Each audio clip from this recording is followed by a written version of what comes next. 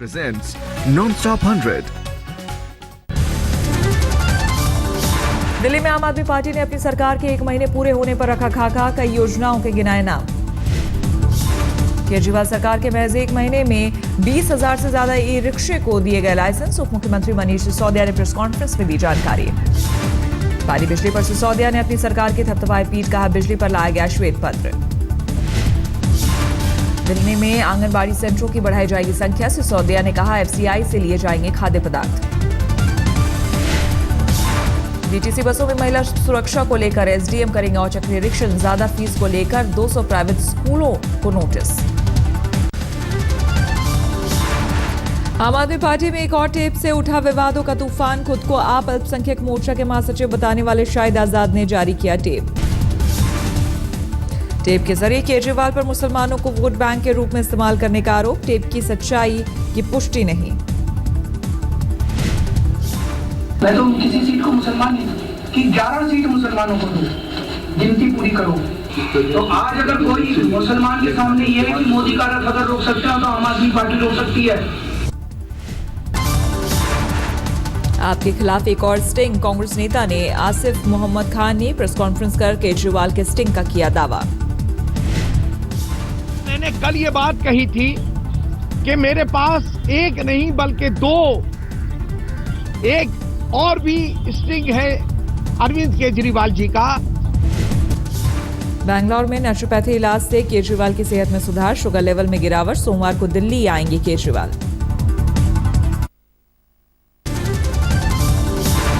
आपके नेता योगेंद्र यादव ने ट्वीट के जरिए किया वार। पूछा वो ताकतें सक्रिय तो नहीं हो गई जो इस नई राजनीति की भ्रूण हत्या करने को आतुर थी। योगेंद्र प्रशांत पर जल्द फैसला लेगी आप, आज तक से बातचीत में बोले संजय सिंह। आम आदमी पार्टी में एक शख्स एक पद पर, संजय सिंह की 2 टूक। कहा हमारी पार्टी के संविधान में ऐसा कोई प्रावधान नहीं। आम आदमी पार्टी के दूसरे राज्यों में विस्तार पर संजय सिंह ने आज तक से कहा जब जरूरत होगा तब करेंगे फैसला। श्रीलंका की संसद को प्रधानमंत्री नरेंद्र मोदी ने किया संबोधित। कहा दोनों देश मिलकर करें आतंकवाद का खात्मा।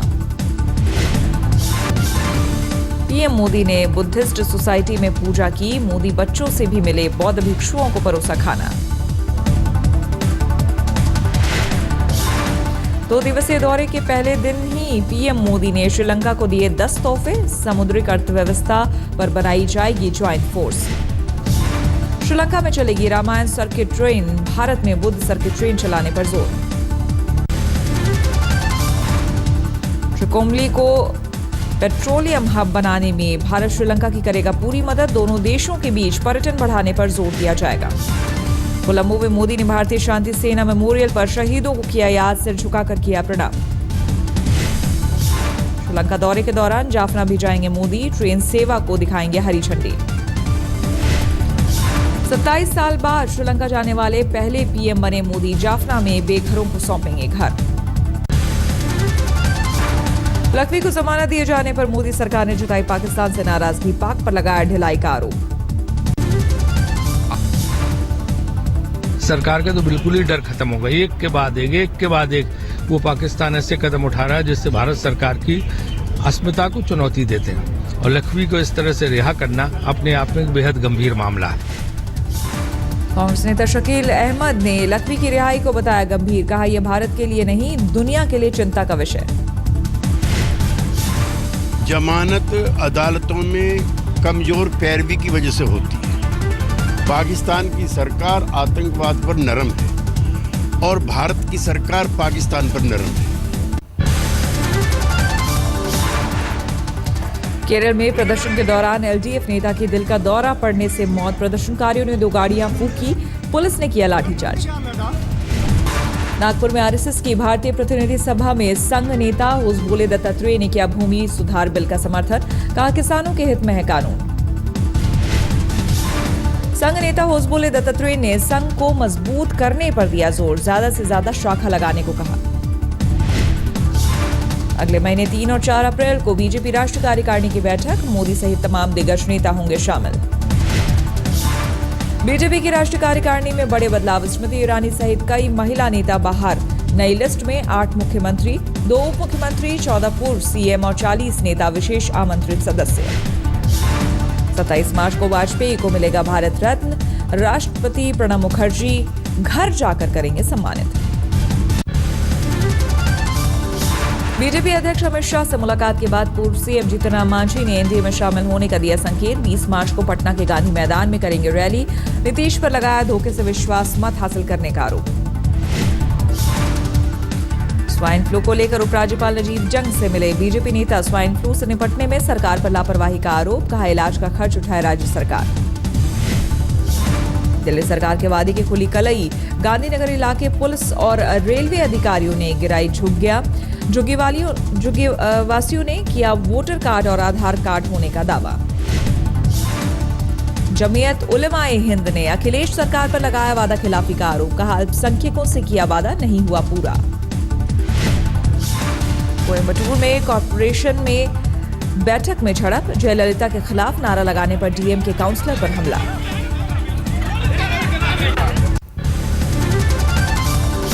सामना के जरिए शिवसेना का संघ के मुखपत्र ऑर्गेनाइजर पर हमला, भारत का गलत नक्शा दिखाने पर बताया मूर्ख पत्र। 15 मार्च के अंक में ऑर्गेनाइजर ने दिखाया था भारत का गलत नक्शा, कश्मीर के बड़े हिस्से को पाकिस्तान में किया था शामिल। मुंबई टोल नाके पर सचिन तेंदुलकर ने जताई चिंता, सीएम देवेंद्र फडणवीस को चिट्ठी लिखकर अपील की, टोल की वजह से गाड़ी वालों को ना हो परेशानी। तेंदुलकर ने 20 फरवरी को सांसद के लेटर हेड पर लिखी चिट्ठी, कहा टोल की वजह से लग जाता है ट्रैफिक जाम।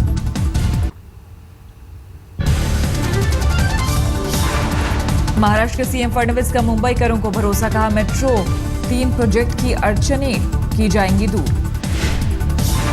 नवी मुंबई में बने 20,000 गैर कानूनी झोपड़े होंगे नियमित, सीएम फडणवीस का ऐलान। एमएनएस ने फिर एक बार अलापा पुराना बेतुकारा, कहा मुंबई में स्वाइन फ्लू की वजह बाहरी लोग। मुंबई के 23 स्टेशनों पर अब होंगे इमरजेंसी मेडिकल रूम, रेलवे का बॉम्बे हाईकोर्ट को आश्वासन। सीएम फडणवीस का ऐलान, महाराष्ट्र से एक बूंद भी ज्यादा पानी नहीं देंगे गुजरात को। दिल्ली के खानपुर में डीटीसी बस की चपेट में आकर 12 साल के स्कूली छात्र की मौत, गुस्साई भीड़ ने जमकर किया हंगामा। छात्र की मौत के बाद गुस्साए लोगों ने दर्जन भर डीटीसी बसों में की तोड़फोड़, एक बस को किया आग के हवाले। हैदराबाद पुलिस को बड़ी कामयाबी, एयरपोर्ट से 5 किलो सोना चुराने के आरोप में 2 गिरफ्तार, प्राइवेट कार्गो कंपनी के थे कर्मचारी।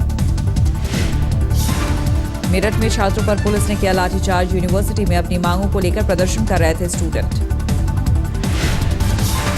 झारखंड के बोकारो में माओवादियों के साजिश का भंडाफोड़, पुलिस ने बरामद किया हथियारों का बड़ा जखीरा। आज से दिल्ली में 2 दिनों के लिए सजा विचारों का महामंच, इंडिया टुडे कॉन्क्लेव, राजनीति, बिजनेस, खेल और फिल्मों की बड़ी हस्तियां रखेंगी अपने विचार। Welcome to the 14th edition of India's finest festival of ideas and arguments. What a year it has been, full of great upheavals, astonishing victories and astounding comebacks. Conclave की शुरुआत सचिन तेंदुलकर से हुई। सचिन ने कहा संन्यास के लिए दिमाग तैयार नहीं था, लेकिन शरीर ने नहीं दिया साथ। My body appreciated that there was a wise decision to retire in 2013 November.